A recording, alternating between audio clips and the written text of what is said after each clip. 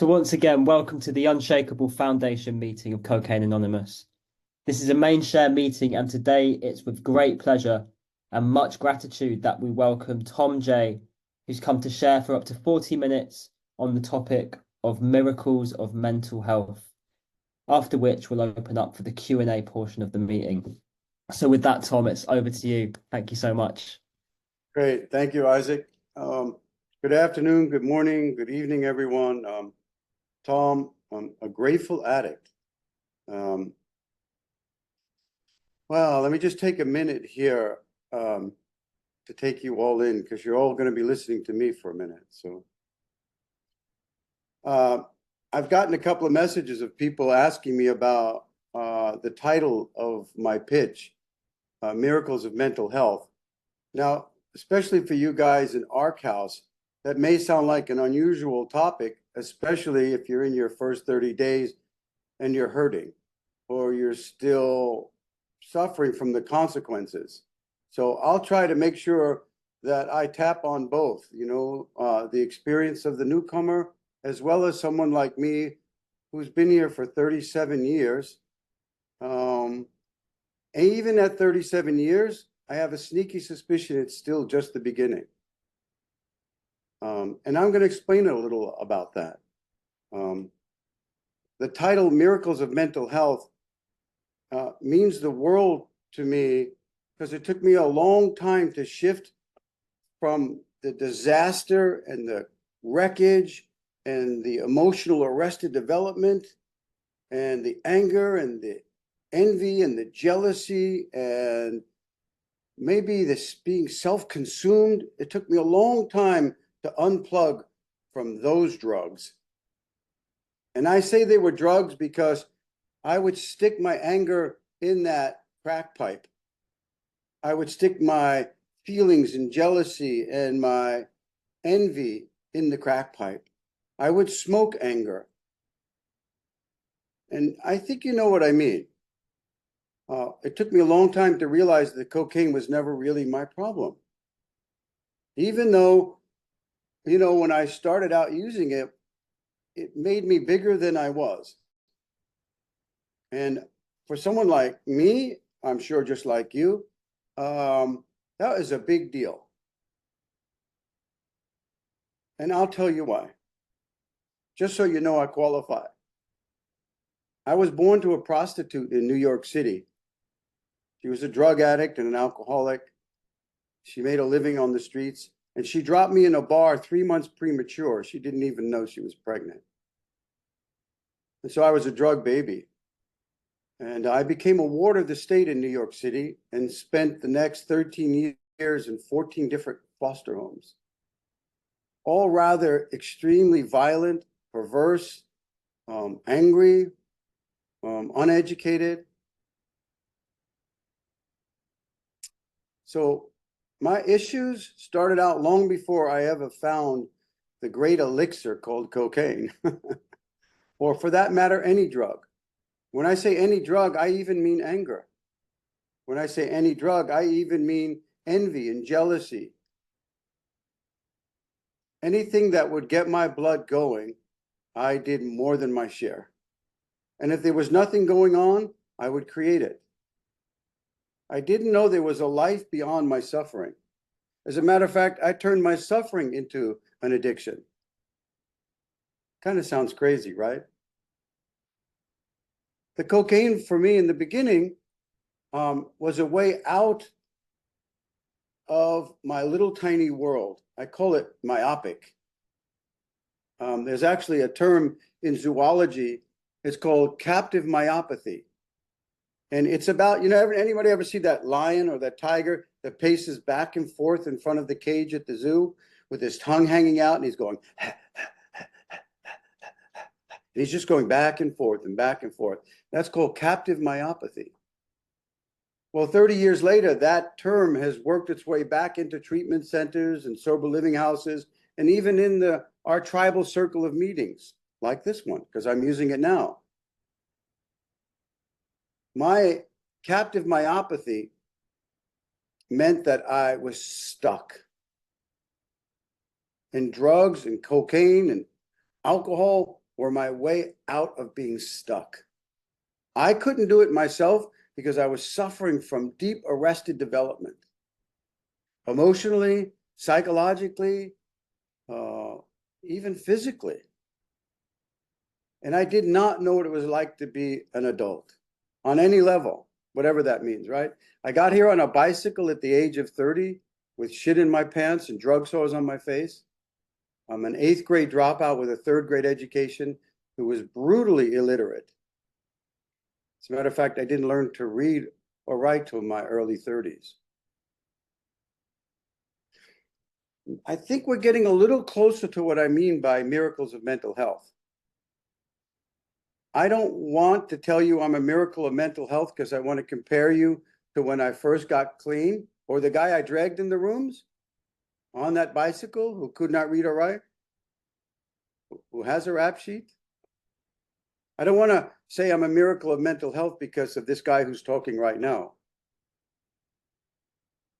I'm a miracle of mental health because I'm not my own worst enemy anymore. I'm not creating havoc. You know, I spent most of my using life defending this asshole who was trying to kill me. Me. I'd go to any lengths to protect this guy, even though he was destroying my life. And there's like a ceiling, like, you know, that captive myopathy of that tiger or lion going back and forth. No matter what anybody said to me, no matter how much people tried to help me, I could not understand, and I could not hear, and I could not feel. You know, almost like the Wizard of Oz. Everybody here knows that story of the Wizard of Oz. It's a great story, especially for us who are in recovery, especially the new folks that are in ARC House. You know, the lion never knew he had courage. The Tin Man didn't know he had a heart. And the Scarecrow didn't know he had a brain. Yet they all had those things. But they had to go on this journey, right? They had to go on this journey on the yellow brick road, and they had to go with Dorothy, and they ran into all kinds of interesting con artists along the way, like Oz, you know? We didn't know who Oz was till we pulled the curtain back. Well, that's kind of like me too, right? We learned about that great imposter syndrome, that we're, you know, we're great pretenders, that we tell people what they want to hear, that we're hiding our addiction, because we really don't know how to be authentic. It's not even in our vocabulary, let alone our heart. I certainly didn't. I did not know what it meant. There are a lot of things I didn't know about, like self-examination. What the hell is that? I especially didn't know about forgiveness. Now that's a really big one that we'll catch up with later.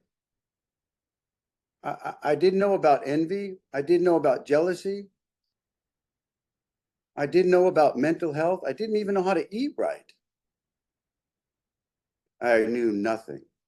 And I thought it was because, you know, I was an orphan and that I was uneducated. But if we fast forward this 37 years later, when I'm picking up guys off the floor on Wall Street who have everything in the world, money, education, and I find out that they're sicker than I am, which tells me that the disease is not prejudiced. You guys have heard this. Doesn't matter if you're from Yale or jail or Park Avenue or Park Bench, you know. If your head is cross-threaded on your shoulders, it's really hard to have a good life. Well, there's an interesting word. What does a good life mean? When you're suffering, a good life is like the furthest thing from your imagination. We may think we're chasing a good life, but to be honest with you, I didn't know what a good day was. I remember the first time I felt good. I had to call my sponsor up and tell him that there's something wrong. He goes, well, what's the matter, Tom? I said, I don't know, man. I got this like strange feeling and my heart's pounding and I don't know what to do. He said, well, what are you doing? I said, well, I'm driving in this car with this gal, and actually she's a pretty beautiful gal. And we stopped off to get a couple of soft drinks, and she went inside, and I didn't want to let her know that I was calling you. He said, Tom, what you're experiencing is joy. I didn't know that. I live such a small world. Is it because of the trauma of the crazy people I grew up with? Is it because, there was nobody to encourage or inspire or tell me I was worth something? Is it that? I don't know. But by the time I became a functional monster addict, where I would destroy my life in a second and all those around me, I have to assume the responsibility that I had a lot to do with my addiction. Someone said you may not be responsible for your using, but you're definitely responsible for your recovery. Well, to be honest with you, I didn't know how to be responsible. Actually, to go a little deeper, I thought you guys were the problem. When I first came in, it would piss me off that you had all this happy horse shit going on. Like you were smiling. And like you were telling me about good stories, vacations, and how much you loved your children. I would just sit there angry. Because don't you know I'm hurting inside? It took me a long time to get out of that cage, that myopic self. It took me a long time to realize, like the scarecrow, that I had a brain and didn't know it. It took me a long time to realize that I had a heart and didn't know it. And I want to tell you how those things were introduced to me. Are you ready? It was you. The founder of this work that all of the programs are based on, Bill Wilson, I call it poetry and philosophy.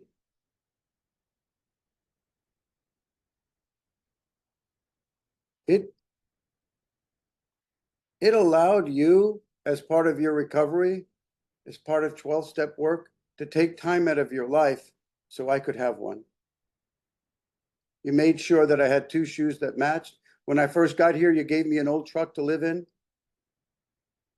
Then somebody gave me an old beat up camper trailer to live in. And I had a lot of difficulty accepting this kind of kindness because I was wondering, coming from the streets, what do you want from me? What's your motive? I knew nothing about kindness. I really didn't know what it meant. So if you know nothing about kindness, do you think you can be kind? If you know nothing about love, do you think you can be loving? If you know nothing about forgiveness, do you think you can forgive? It wasn't true in my case.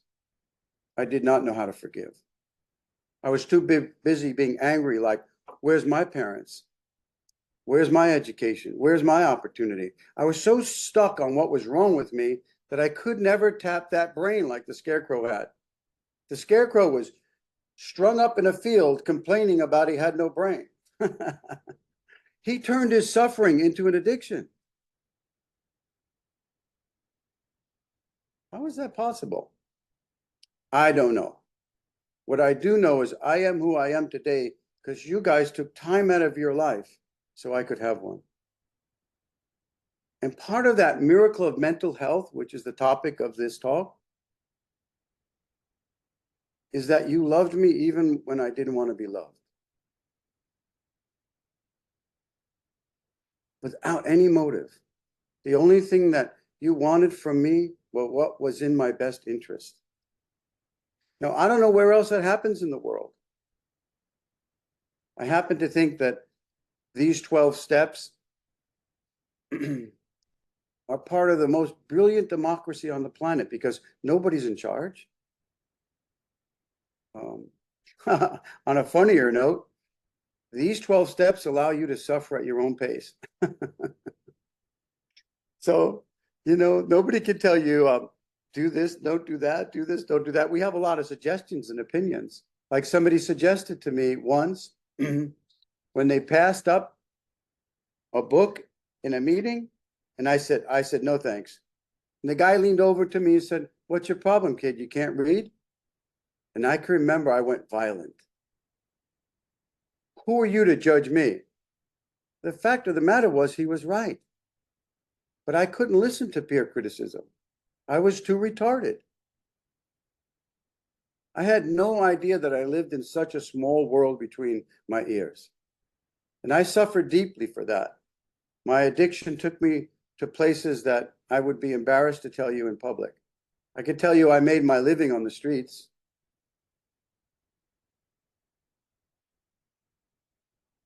And I didn't think I was worthy of being a productive member of society. I didn't even think I was worthy of friends, to be honest with you. And slowly, over the course of that first 5 years, I started to discover I had a heart. I started to discover I had a brain. And my sponsor, he also discovered that. I want to tell you a little about my sponsor. There's a gal in this meeting who actually knows him. He's an African-American man, and he was a pilot in the war, part of that Tuscanini group guys. And when he got back to the United States and he got off the plane, excuse my vulgarity here, he said, I was still just a nigger.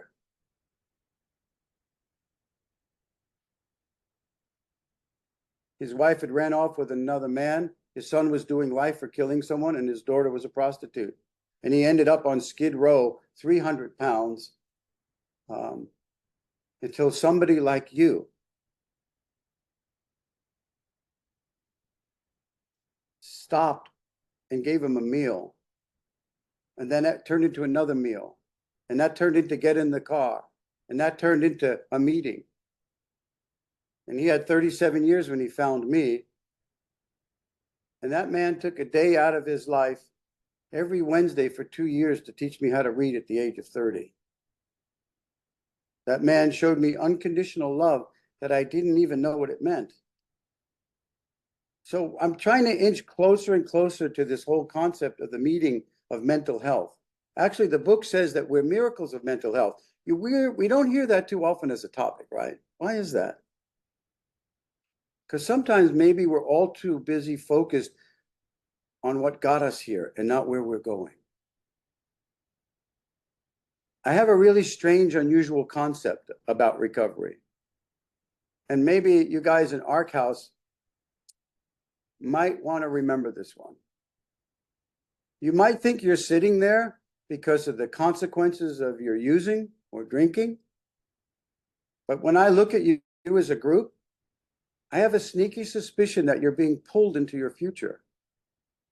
As a matter of fact, everybody in these Hollywood squares, I have a feeling, and it's been my experience in 37 years, that every one of you are actually being pulled into your future. I thought I got here because of, all the bad things that happened to me as a result of my using and drinking, including my fourth DUI 23 hours after my third, high on coke in a stolen car. Oh, maybe that's why I got to recovery. No. All those things were leading up to putting me in a position where I could be bankrupt and stripped of all that false pride, that ego, that little pea brain, so I could be broken. And once I was broken, I was able to, like the scarecrow, the lion, and the tin man, then and only then was I able to start learning. And I've been pulled into my future. I'm no longer that knuckle-dragging Neanderthal who's wondering where his fair share of the pie is. I actually have grown out of that story. There's a wonderful poet from during the hippie era at Woodstock. She used to say, I've lost contact with a few of the people I used to be. And this is the whole concept of, I think, what the author of these steps were trying to tell us, that we are miracles of mental health. It may take a while to get there, and it may be hard to get there. But I'll guarantee you, everybody in this room has your best interest at heart. And they'll go to great lengths to prove that to you. I'll give you an example. I have a lot on my plate right now. Actually, the last couple of years have really gutted me. COVID took 5 of my best friends, people that I talked to every day for 30 years. It also took from me a woman who owned my heart. It crushed my business completely. And I thought I was going to lose my home. And it was so nerve-wracking, I ended up getting shingles. And then after the shingles, it was so bad that they told me I had cancer. And I had part of my tongue removed and a huge incision, radical neck surgery where they moved a bunch of stuff. And that's cool, right? But guess what? It's come back and it's worse.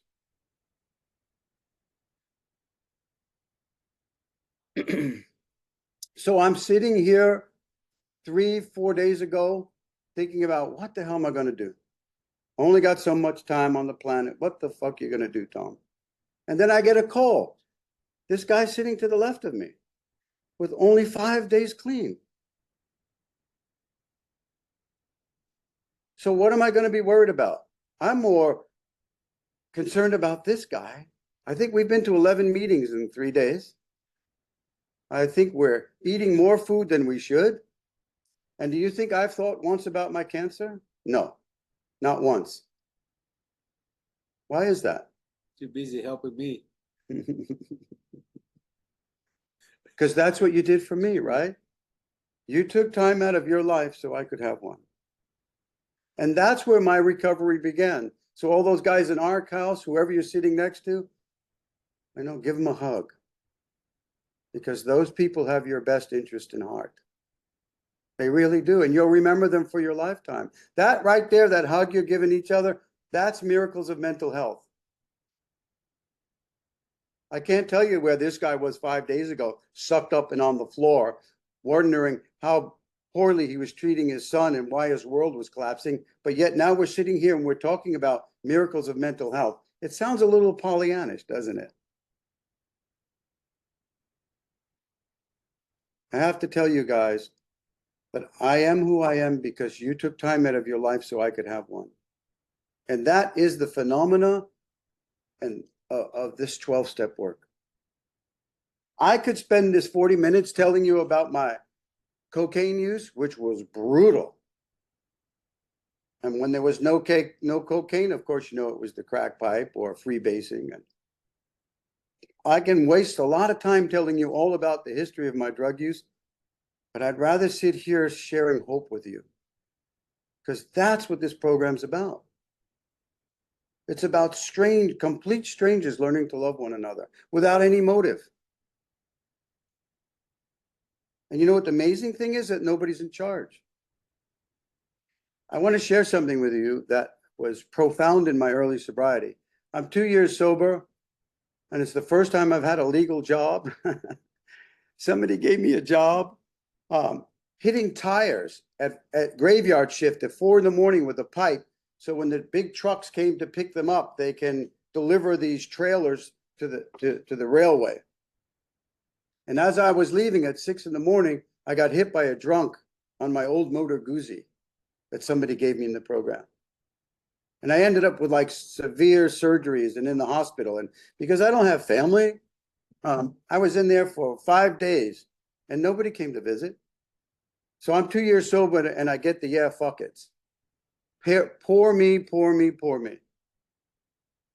On the 6th day, a meeting this size right here, 63 people, a meeting this size squeezed themselves into that little hospital room because they hadn't seen me for 5 days. They're wondering, where's Tom?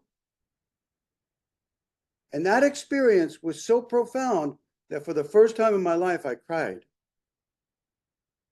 And I was trying to hide my face in the pillow because I was so embarrassed because I'd never cried before. And they didn't say a word. This beautiful old woman, she just held my hand. Another guy touched my forehead, and I totally soaked that pillow. I didn't know how to cry, man. Wait a minute. There's even a better part of this story. You ready? So they all love me up, and they start coming every day. Well, just about when I'm ready to get out of the hospital, the surgeon says to me, "Hey, Tom, you sure do have a lot of friends." He says, "What I don't understand is how come nobody doesn't know your last name?" Hey, we're here to see Tom. Tom who? I don't know. He's a really good friend of mine. So there would be like these people, like a mob walking through the hospital looking for their really good friend, but they didn't know his last name. And that was the beginning of me becoming a human being. Maybe that if that had happened when I was in elementary school, maybe I wouldn't have had such a hard story. Maybe chronologically, I would be my age. I'm 65 now, 37, I don't know, 6 or 37, I don't know, Jill would know. Years sober, 3.5+ decades. And I still have a sneaky suspicion that it's just the beginning. I opened up with that line. Why is that? Because of the topic of this meeting. Who do you think you would be if all of a sudden the burden of all of your worries were taken away? In the literature, it refers to being relieved of the bondage of self. Well, what does that actually mean? Well, I'm no longer a liability to myself. I'm no longer stealing things that don't belong to me. I'm no longer stealing your trust. And I do a pretty good job of not lying to myself. These are all the things that needed to take place so I can grow up.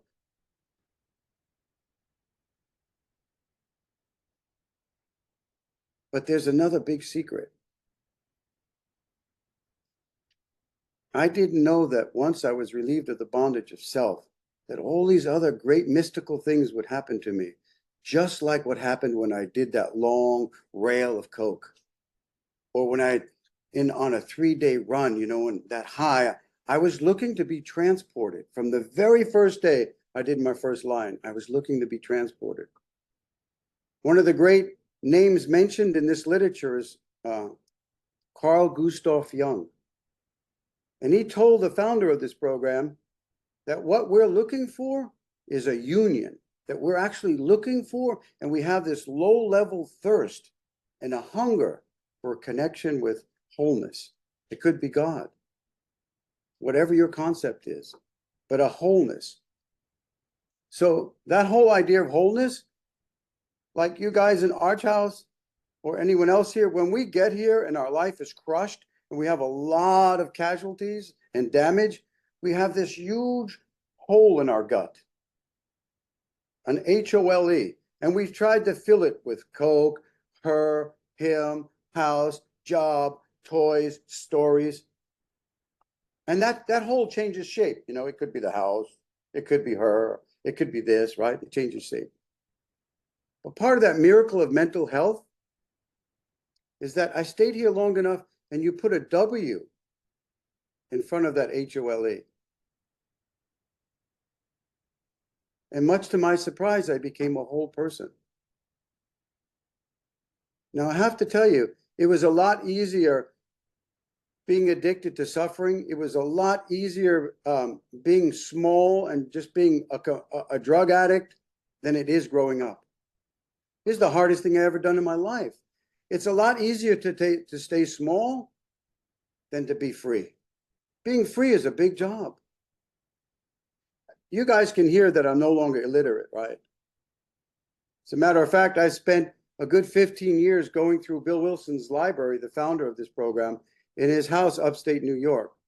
And I just about read the 3,000 plus books that are there. And my house now is filled with books.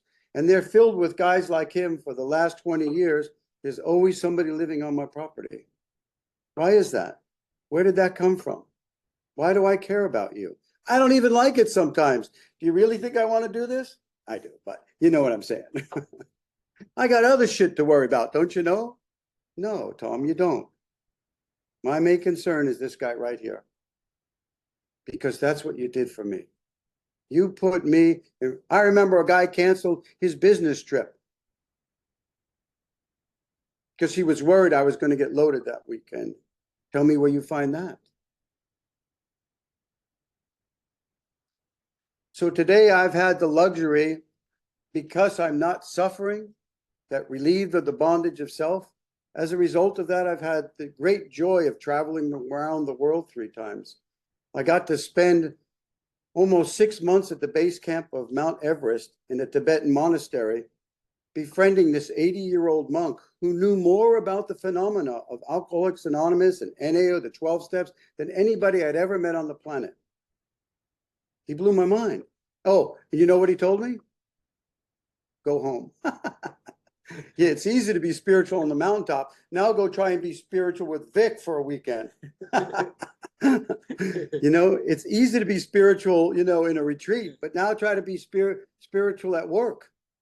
Or how about the really big topics that we learn in recovery? Forgiveness. Try to be spiritual and practice forgiveness.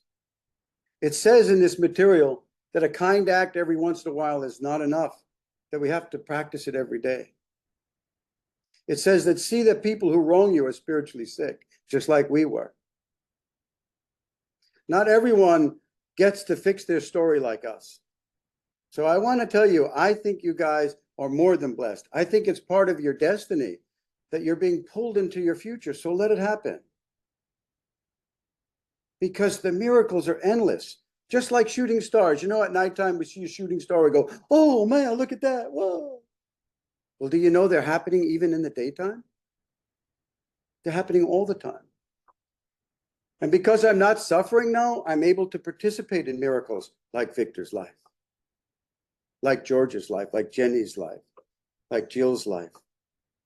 So please stay here. Stay here for this reason. Do you see the guy who's talking right now and you guys are listening? I hope, or you're pretending to listen. I can't tell. When I was new, I couldn't listen to anybody. I pretend, But the guy you're looking at right now, I had no idea this version of me existed. And I'm going to bet it's the same thing for every single one of you in every one of these square boxes. I'm going to ask, can I ask this question, make this interactive? How many of you knew that this version of you right now existed? How many of you didn't know? Raise your hand. How many of you didn't know this version of you existed? That's mind-boggling. Where did that person come from? Where did that person come from? There's probably 50 more versions still looking for expression. Where does that come from? I had no idea that one day I would learn to read. I had no idea that one day I would be the best man at a tribal wedding on top of Machu Picchu for a sponsee. I had no idea that I'd be flying airplanes in formation with other flyers. I had no idea that I would own a fucking home when I got here on a bicycle. Those things are big achievements, right? They're nothing compared to what's in my heart. Some people are so poor, all they have is money. Some people are so poor, all they have is a credential on the wall that says, oh yeah, I'm an anthropologist. But when you step on this path, like that yellow brick road shit, when you step on this journey and you stop defending that asshole that was trying to kill you, then something's going to happen. And it says it very clearly. You don't hear it enough as a topic in a meeting, but it says that you will tap into unsuspected inner resources you didn't know you had. It's fair to say that's what you did to me. And you're responsible. You're responsible. You guys did this to me.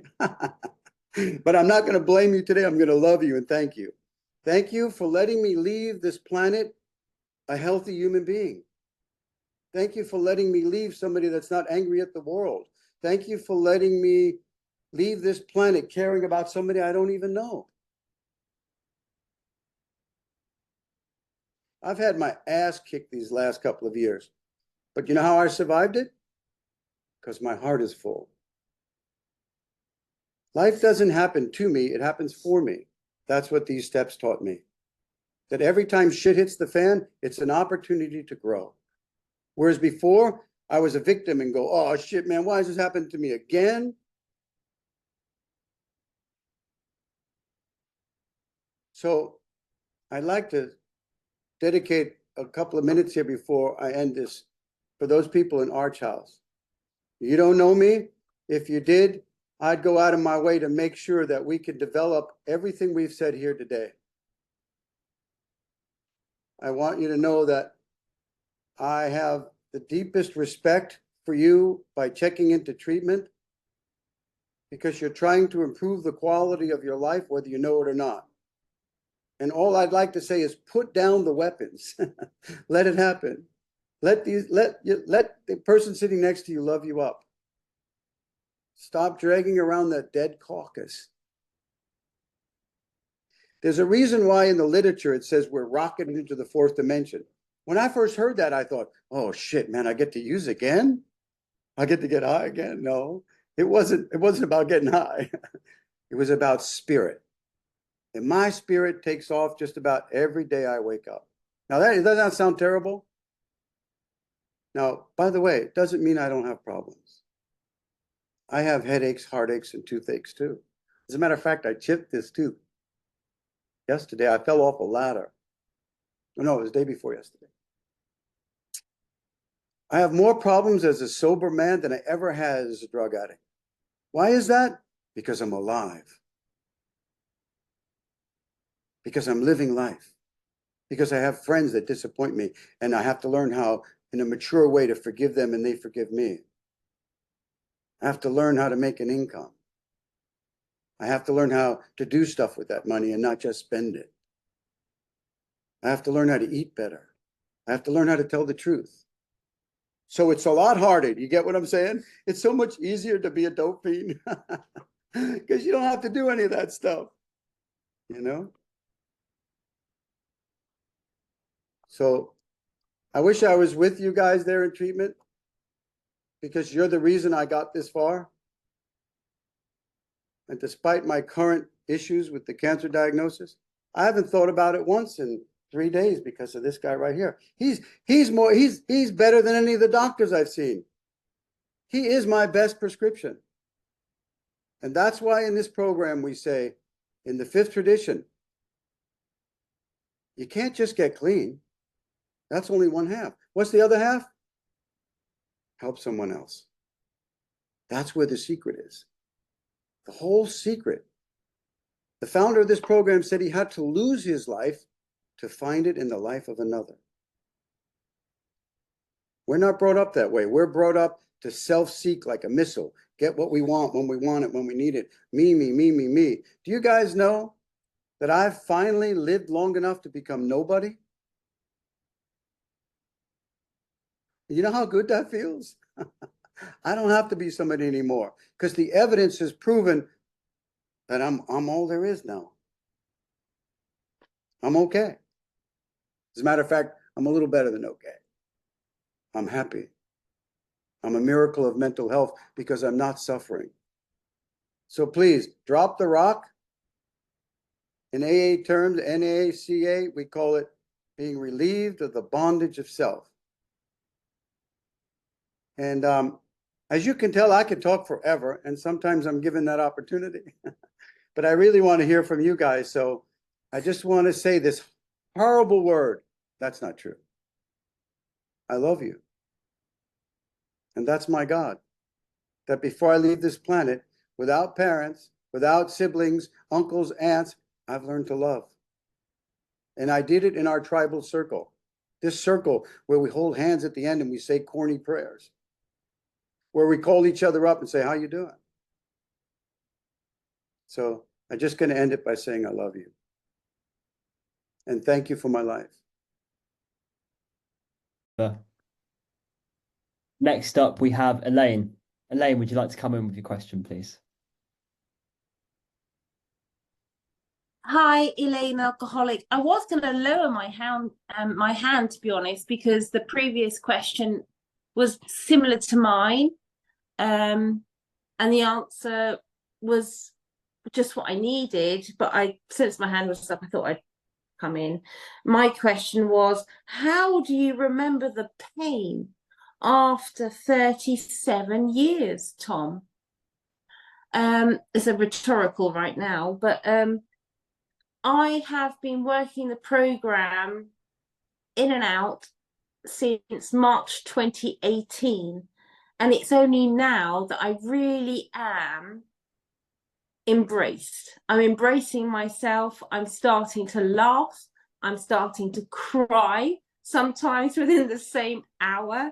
I speak to my sponsor every day, sometimes 2 or 3 times a day, and I put myself out there to help others who are very new in the rooms. But today I got scared.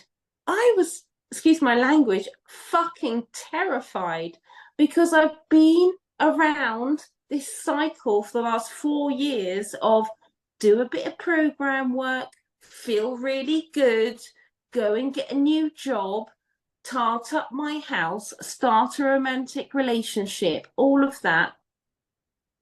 And then within 4 months, maximum 3 to 4 months, carnage, absolute carnage. We're talking police arrests, being evicted, really being loss of job, really bad things.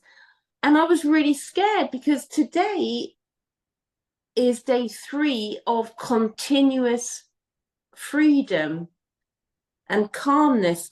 How did you do that for 37 years? I can't take credit. I have to say, it was the third step, you know, it was the spirit of the universe. It was availing myself to allow good things to happen to me. That means stop creating the chaos. How did I do that? I needed you. I was really good at making bad decisions. What I wasn't good at was calling up my sponsor and said, I'm ready to make a bad decision. I'd call him up afterwards. I happen to believe that the magic really is in the steps, in the traditions, in all of the literature, in the great, wonderful book, Pass It On, which is one of my favorite, and AA Comes of Age. I have a men's tradition study at my house for the last 19 years, and we take apart every single sentence. That's how the investment I needed to make. So I wish I could take credit for this. If I did, I think my life would be different. I think I would have an ego, and I think that I would be trying to impress the world. But I want to share something with you for a second about fear. You know, they've given me about 20 months to live. So do you don't think I have fear? I do, and a lot of it. But it doesn't ruin my life, because you gave me such a wonderful life that you can take me right now. I've been so overpaid, you could take me right now. I don't want for nothing. So I know a little about fear, even sober.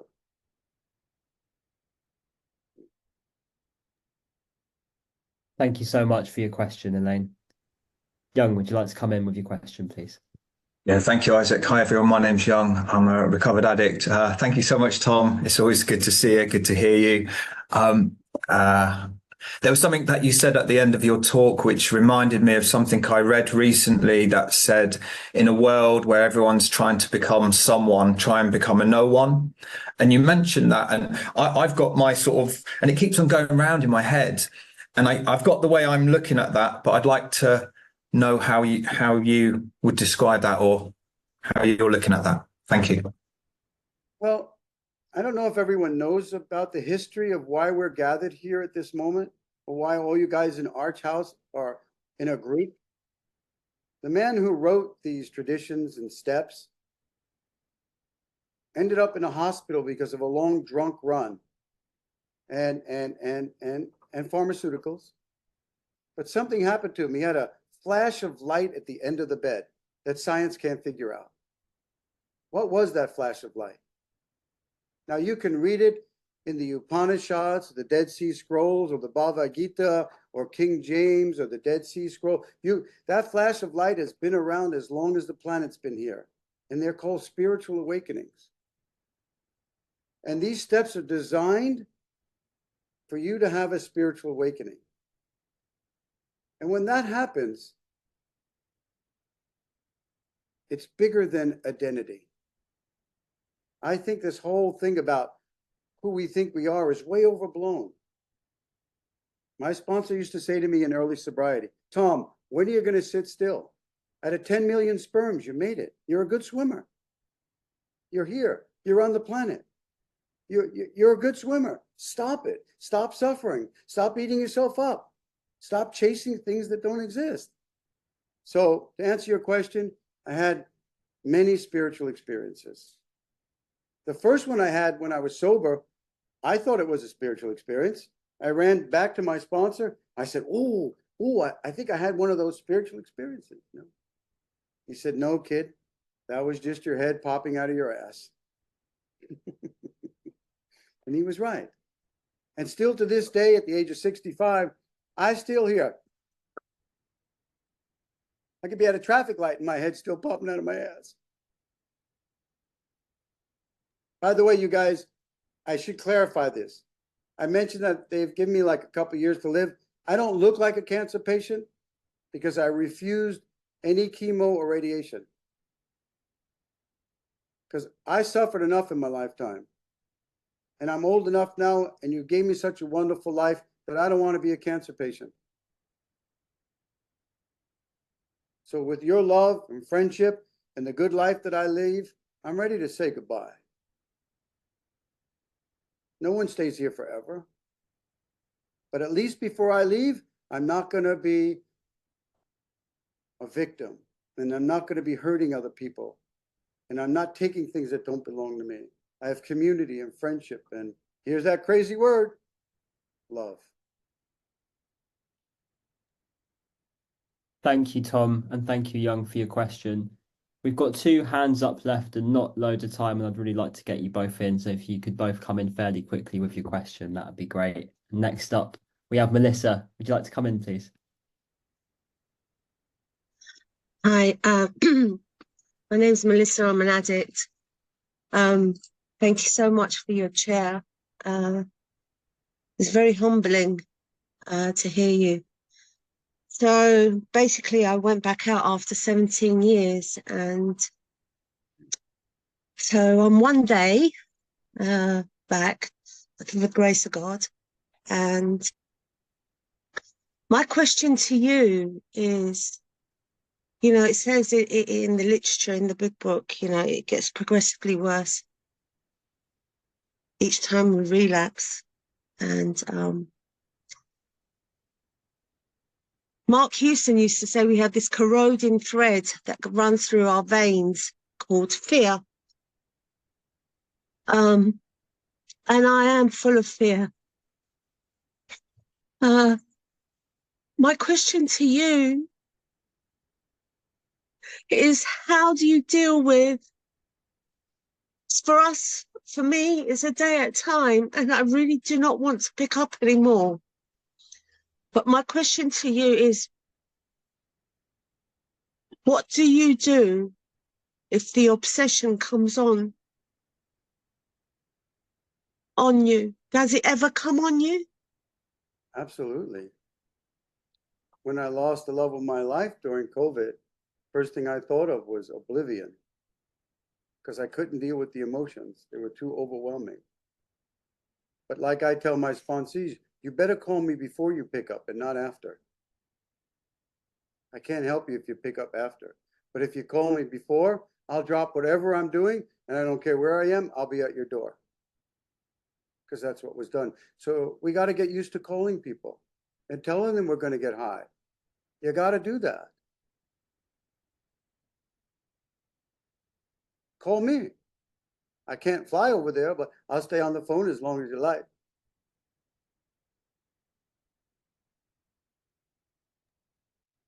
Thank you. Welcome back. Welcome back. Welcome back, Melissa, and thank you so much for your question. Next, we have Ben. Would you like to come in with your question, please? Tom, Ben, alcoholic here. I don't really have a massive question other than I just want to acknowledge something that you've just said, and that's looking at the longevity of your life and the bookends of your life, both the beginning and however you end it.